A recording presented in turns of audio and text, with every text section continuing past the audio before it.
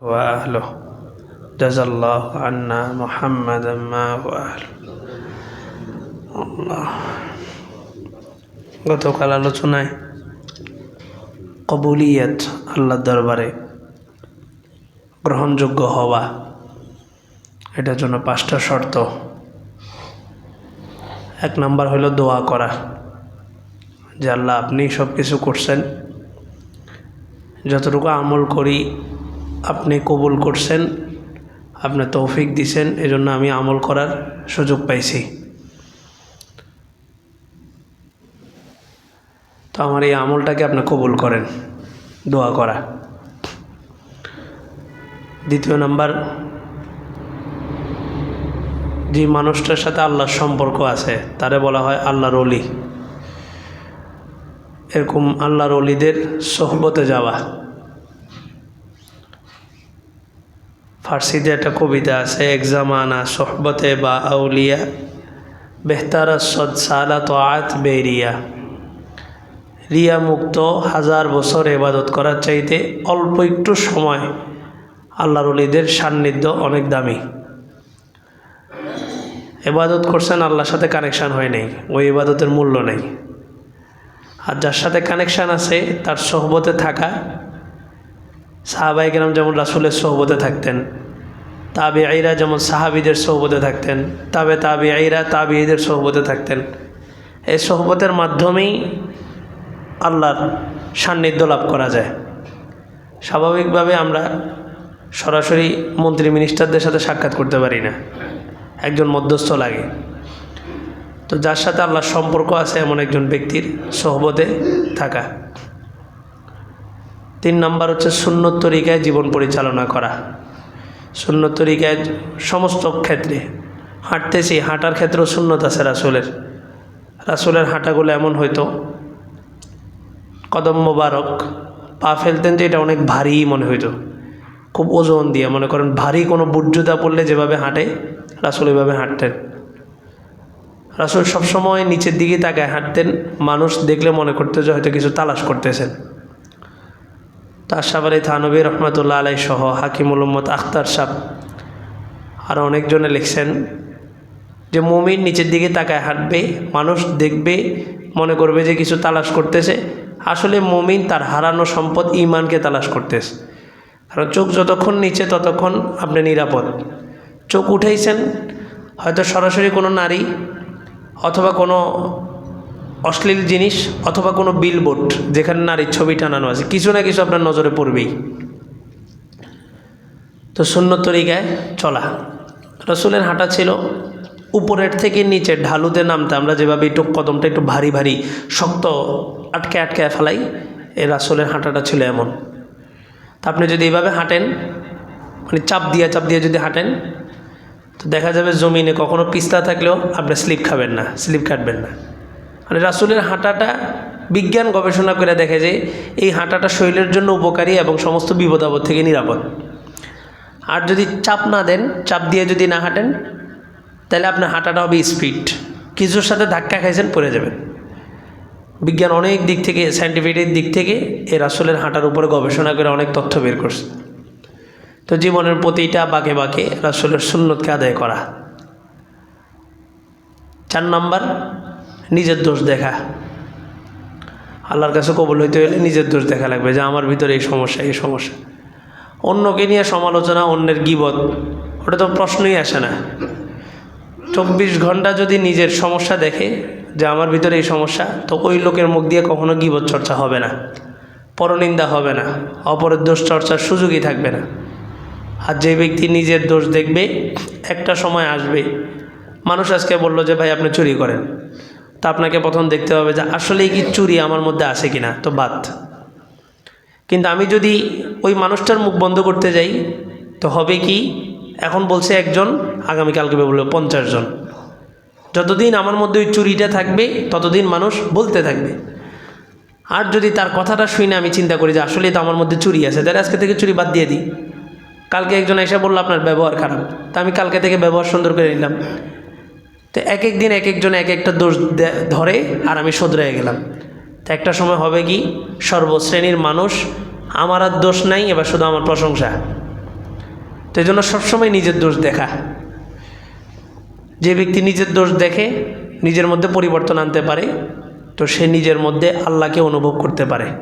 এটা একটা তাসাউফ, আধ্যাত্মিক জগতের একটা স্তর।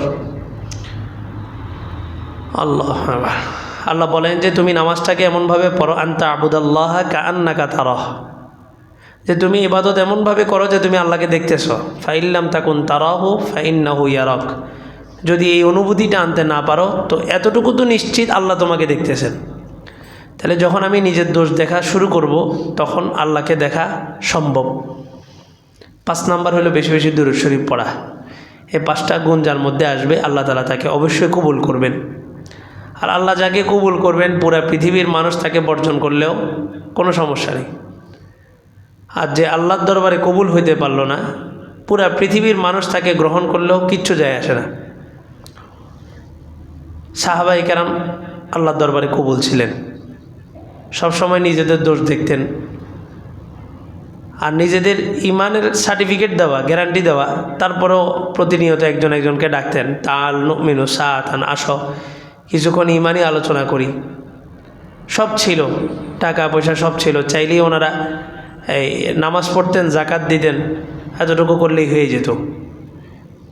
কিন্তু রাসূল বলছেন যে যুদ্ধে যাব, অস্ত্র কিনা লাগবে, টাকা পয়সা দাও, যার কাছে যা আছে দাও। তো সব নিয়ে আসছে। আল্লাহ রসুল বললেন যে ঘরে কি রেখে আসছো? তো বলে যে আল্লাহু ওয়া রাসূলুহু, আল্লাহ এবং আল্লাহর রসুলের আমল রেখে আসছে, আর কিচ্ছু নেই, ঘরে যা ছিল সব সামান নিয়ে আসছে। প্রতিটা ক্ষেত্রে ওনারা কোরবানি করছেন। আব্দুর রহমান ইবনে আউফ ব্যবসায়ী ছিলেন। তো মক্কা থেকে যখন মদিনায় গেছে তখন সিচুয়েশনটা খুব কঠিন ছিল। মক্কার বর্ডারের মধ্যে মক্কার কাফেররা দাঁড়ায় ছিল, বর্ডার ক্রস করতে দিত না, মদিনায় যেতে দিত না। আব্দুর রহমান ইবনে আউফ, রাসূল মদিনায়, উনি মক্কায় কী করবেন? তো সব সাহাবীরাই প্রতিজ্ঞাবদ্ধ হইলেন যে যে কোনো মূল্যেই হোক আমি মদিনায় চলে যেতে হবে। এটাকে বলে হিজরত। হিজরতের বিধান আসলে তখন আর এই কাফের ভূখণ্ডে থাকার অনুমতি নেই, এটা মাসালা। মনে করেন এই বাংলাদেশের ব্যাপারে যদি আমাদের এখানে থেকে ইবাদত করতে কষ্ট হইতেছে, নামাজ পড়তে দিতেছে না, কখনও যদি এরকম হয়, আল্লাহ না করুক, তো তখন ওলামায়ে কেরাম ফতোয়া দিবেন যে এই জমিনে থাকা আর জায়েজ নেই। তখন আমাদের জন্য কি করতে হবে? নিরাপদ জমিন, নিরাপদ ভূমি, নিরাপদ একটা দেশ তালাশ করতে হবে। এটা আমাদের ইমানি দায়িত্ব। সাধ্য অনুযায়ী ওখানে চলে যেতে হবে। তো সাহাবায়ে কেরাম মক্কার পরিস্থিতি, যেহেতু মুহাম্মদ সাল্লাল্লাহু আলাইহি ওয়াসাল্লাম নাই, তো মক্কার কাফেররা যেভাবে পারতেছে সেভাবে নির্যাতন করতেছে। সাহাবায়ে কেরাম অপারগ হইয়া মদিনার দিকে চলে গেলেন। আব্দুর রহমান ইবনে আউফকে বর্ডারে আটকানো হইল। বলা হইল যে তুমি মক্কায় ব্যবসা করছো, মক্কার টাকা পয়সা নিয়ে মদিনায় চলে যাবে, এটা তো হতে পারে না। আর শরীয়তের একটা মাসালাও আছে, যেই জায়গাটাতে আপনি ব্যবসা করবেন জাকাতের টাকাটা ওই জায়গাতে খরচ করা উত্তম। আর যেই জায়গায় আপনি বসবাস করবেন ওই জায়গায় সদকাতুল ফিতির আদায় করা উত্তম। যে জায়গায় ব্যবসা করবেন ওই জায়গায় জাকাতের টাকা খরচ করা উত্তম। আর যেখানে আপনি থাকবেন, আপনার পরিবার থাকবে, ওখানে সদকাতুল ফিতির আদায় করা উত্তম। কারণ কি? জাকাত আসে সম্পদের উপরে। এজন্য সম্পদ যেখানে, যেই এলাকায়, মনে করেন আপনি এখানে একটা কারখানা দিছেন, আপনার এই কারখানার কারণে মহল্লাবাসীর একটু হলেও কষ্ট হয়েছে না? কারখানার এই যে কালো ধোঁয়া বা যে কোনো একটা শব্দ, সাউন্ড, যে কোনো বিষয় নিয়ে মহল্লার আলো বাতাস বহন করছে। এই জন্য এটার উপরে, এটা জাকাতের উপরে মহল্লাবাসীর হক সর্বপ্রথম। আর সদকাতুল ফিতির আসে মানুষের উপরে। সুতরাং মানুষ যেখানে থাকবে ওখানে সদকাতুল ফিতির আদায় করা উত্তম। তা আব্দুর রহমান ইবনে আউফকে বর্ডারে আটকাইছে। তা আব্দুর রহমান ইবনে আউফ বললেন যে কী চাও? তো বলে যে মক্কায় ব্যবসা করছো, টাকা পয়সা মক্কার টাকা মক্কায় থাকবে। তো বলে যে সব টাকা পয়সা দিয়ে দিছি। তো যা সামানা ছিল, যা টাকা পয়সা ছিল, গুপ্তধন যেখানে যেখানে ছিল বইলা দিছে। মক্কার কাফেরা যায় দেখছে ওখানে সম্পদ আছে, ওখানে তো ব্যাংক ছিল না, মাটির নিচে টাকা রাখতো। তো দেখছে যে যেখানে যেখানে দিছে সব আছে।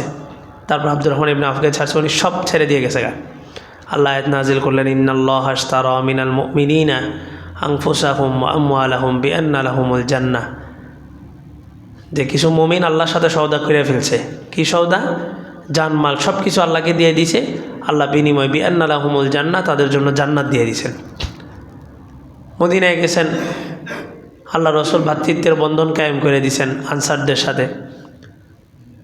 তো আনসার সাহাবী মুহাজির আব্দুর রহমান ইবনে আউফকে বললেন যে আমার 2 বিবি, তোমার যেটা পছন্দ হয় আমি ওটাকে তালাক দিয়ে দিব, তুমি ওটাকে বিবাহ করো। এই আমার বাড়ি অর্ধেক তোমার অর্ধেক আমার, এই আমার সম্পত্তি অর্ধেক তোমার অর্ধেক আমার। আব্দুর রহমান ইবনে আউফ বললেন এগুলো আমার দরকার নাই, দাল্লিনি ইলা সুক, তুমি আমাকে বাজারের রাস্তা দেখাও।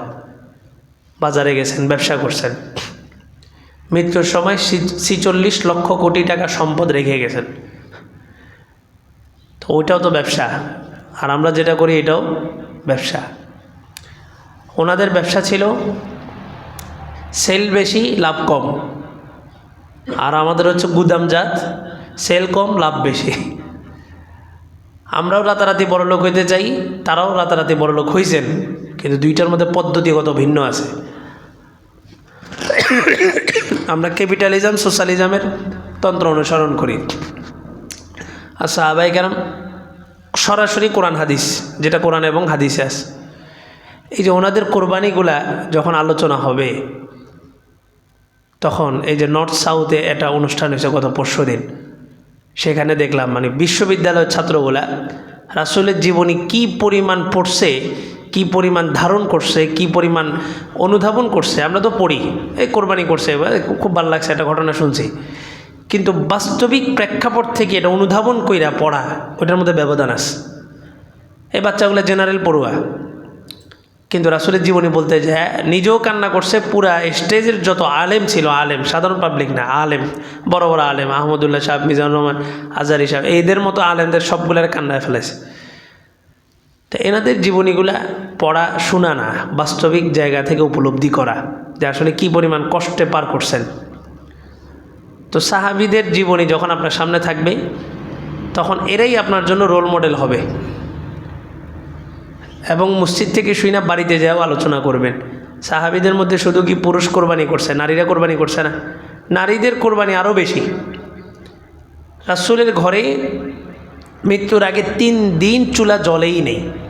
কি বাহির থেকে খাবার আসছে? না, চুলাই জ্বলে নেই। আম্মা জান আয়েশা রাদিয়াল্লাহু তাআলা বলেন, যেদিন আল্লাহ রসুলের ইন্তেকাল হচ্ছে, ওই দিন খিদা এই পরিমাণ ছিল, যদি ঘরে কোনো কেরোসিন তেল থাকতো, তেল যেটা দিয়ে আগুন জ্বালায়, তেল যদি থাকতো তো তেল আমরা পান করে ফেলতাম, এই পরিমাণ খিদা লাগছে।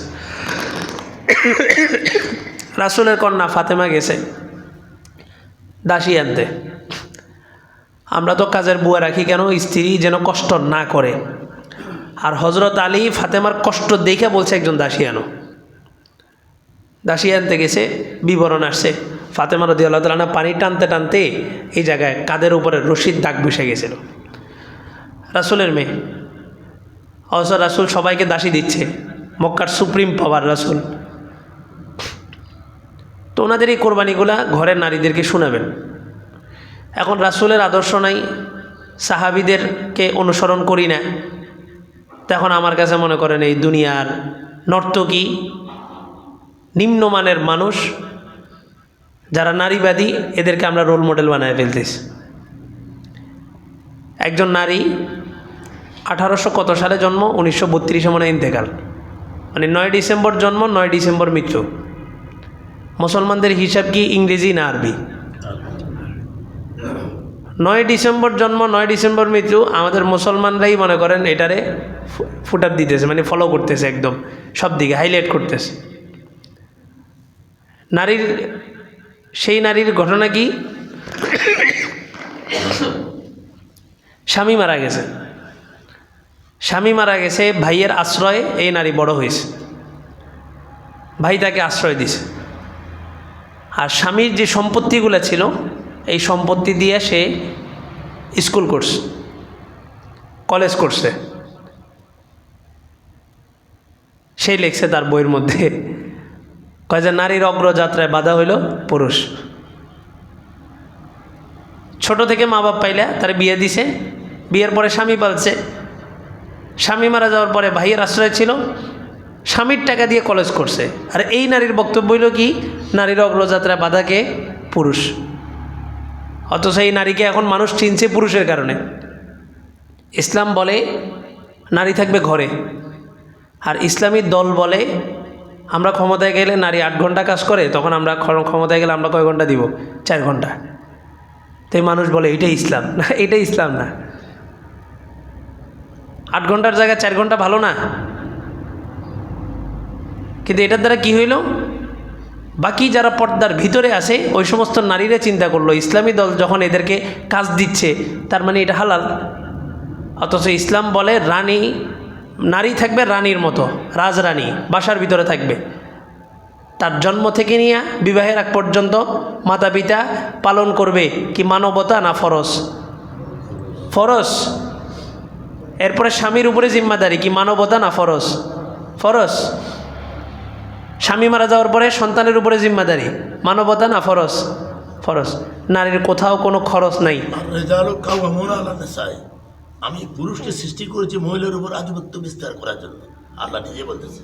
নারীর কোথাও কোনো খরচ আছে? নাই। তারপরে ইসলাম বলে যে ওরে অর্ধেক দাও, সম্পত্তির অর্ধেক দাও। ওর তো কোনো খরচের খাত নাই। সন্তান পালার জিম্মাদারি কিন্তু পুরুষের। এই মশালাটা আমরা অনেকে জানি না। আপনার স্ত্রী যদি বলে আমি তোমার সন্তানকে দুধ খাওয়াবো না, আপনার এই অধিকার নাই। আপনি আপনার স্ত্রীকে কী করবেন? প্রেশার দিবেন। আপনি অন্য ধাত্রেই তালাশ করে এই সন্তান পালন করতে হবে। তবে শরীয়ত কিছু সিস্টেমও শিখিয়ে দিয়েছে, যে সমস্ত নারীরা এই সমস্ত কাজ করবে এদেরকে আবার সোজা করার কিছু পদ্ধতিও দিয়ে দিয়েছে। তবে মাসালা, তাহলে নারী থাকবে রানীর মতো, কোনো খরচ নেই। ইসলাম বলে যে তারপরেও সে যেন বাহিরে না যায়, ওরা সম্পত্তির অর্ধেক দাও। ব্যাংকে টাকা আছে 50,000 টাকা, এই নারীর বাইরে যাওয়ার দরকারটা কি? আর নারী যদি বাহিরে আসে, বাহিরের রাস্তাঘাটে এসে কাজ করতে হতো, আমরা পুরুষ হিসেবে আমরা চুরি করে ঘরে বসে থাকা দরকার। এখন এই জন্য বলি ইসলাম আর ইসলামী দল দুইটা কি না? এক না। ইসলামী দল বলছে আমরা ক্ষমতায় গেলে 8 ঘন্টা জায়গায় নারীর কাজকে কয় ঘন্টা করব? 4 ঘন্টা। অথচ ইসলাম কাজেরই অনুমতি দেয় না। সে থাকবে ভিতরে, বাসার ভিতরে। আল্লাহ আকবার। অপারক কেউ নাই, স্বামী নেই, ভাই নেই, বাপ নেই, কেউ নাই, একদম অনাথ। রাষ্ট্রের আলাদা কোষাধ্যক্ষ থাকবে, আলাদা এটার জন্য একটা খাত থাকবে এই নারীদের জন্য, এদেরকে রাষ্ট্র পালবে। তারপরেও নারীকে ঘর থেকে বের করা যাবে। এখন বেগম রোকেয়া তার প্রথম থিওরি ছিল নারী ঘরে থাকতে পারবে, নারী পুরুষ সমান অধিকার, নারী তার ইনকাম, নারী নিজের উপরে নিজে প্রতিষ্ঠিত হবে। তো বেগম রোকেয়া এই নারীদেরকে ঘর থেকে বের করার মিশন চালু করছে। ওই মিশন ধরেই তসলিমা নাসরিন তৈরি হয়েছে বাংলাদেশে। যে তসলিমা নাসরিন বোরকার বিরোধিতা করছে, ওলামায়ে কেরাম যেদিন আন্দোলনে নামছে সেদিন বোরকা পরেই ভারতে পালাইতে হয়েছে। এখন কি হইল? তসলিমা নাসরিনও নাই, বেগম রোকেয়াও নাই। বাংলাদেশের নারীরা এখন ঘর থেকে বেরোতে চায় না। তো ইসলামী দলগুলো চিন্তা করলো কী রে, নারী কর্মী না থাকলে তো আমাদের কর্মী বেরবে না। আপনি দেখবেন যে কোনো ব্যাংকে যাবেন, ওখানে ইয়াতে বসা, রিসিপশনে বসা থাকে কে? পুরুষ না নারী? নারী। কারণ কি? নারী থাকলে আকর্ষণ বাড়ে। মোবাইলে কল দিয়েছেন, মোবাইলে ব্যালেন্স নেই, কে বলতেছে? নারী। 2 টাকার একটা ম্যাচের বাক্স, উপরে কাজ ছবি, নারী। একটা শ্যাম্পুর প্যাকেট, উপরে কাজ ছবি, নারী। সব নারী নারী নারী নারী। এখন ইসলামী দল চিন্তা করে কি রে, দলে কর্মী বাড়াইতে হইলেও লাগবো কি? নারী। তো বেগম রোকেয়াও নেই, তসলিমা নাসরিনও নেই। তো এখন এবার এক বক্তা ঘোষণা দিছে, আমাদের মুসলিম নারীরা ভুলে গেছে তাদের আসল কাজ কি। কয় কি কাজ? কয় বেগম রোকেয়াকে অনুসরণ করা। তো বেগম রোকেয়াকে অনুসরণ করে কি নারী ঘরে থাকবে না বাইরে হবে? আর নারী বাইরে হইলে আমরা পুরুষদের বাইরে কাজটা কি? আমরা তাহলে ঘরে ঢুকে যাই। এই জন্য সাবধান, এগুলো ইমান। আপনি চিন্তা করতে পারেন সে বলছে, সমস্যা কি? না, তার বলার মধ্যে আপনার ইমান আছে। আপনি যদি এটা জানার পরে প্রতিবাদ না করে চুপ করে বসে থাকেন, রাসূল আপনাকে বলছে আস-সাকিতু আনিল হাক্কি শাইতানুন আখরাস, হক কথা বলা থেকে চুপ থাকে যে সে বোবা শয়তান। তো সমাজের আমরা সমাজ দায়িত্ব নিয়ে মসজিদের মিম্বরে বসছি, আর সমাজের মধ্যে কেউ আইসা ইসলামটাকে নষ্ট করবে, এটা আমরা বসে থাকবো? মনে করেন এখানে সব ব্যবসায়ীরা একটা পণ্য বিক্রি করে, ভালো অরিজিনাল লোহা 1 নাম্বার বিক্রি করতেছে, আরেকজন মানুষ আইসা এই পরিবেশের ভিতরে, এই বাজারের ভিতরে নর্মাল 2 নাম্বার লোহাকে 1 নাম্বার লোহা বলে চালাইতেছে। ব্যবসায়ীরা কি বসে থাকবে? ব্যবসায়ীরা কি বসে থাকবে? ব্যবসায়ীরা তো ব্যবসার মধ্যে লস হইতেছে না? তা আমাদের দায়িত্বই এটা ইসলামকে প্রচার করা।